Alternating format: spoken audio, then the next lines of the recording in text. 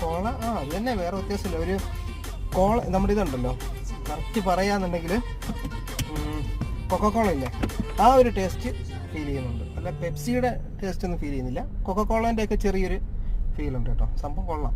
കാരണം ഈത്തപ്പഴത്തിൽ നിന്ന് ഉണ്ടാക്കുന്ന ആയതുകൊണ്ട് നമുക്ക് വിശ്വസിച്ച് കഴിക്കാം. സൗദി അറേബ്യയുടെ ആ ഒരു പ്രൊഡക്റ്റാണ്. അപ്പം ധൈര്യത്തിൽ കഴിക്കാം എല്ലാവർക്കും.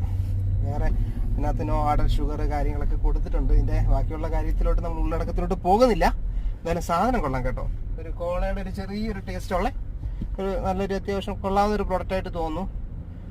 എന്തായാലും ഇത്രയേ ഉള്ളൂ.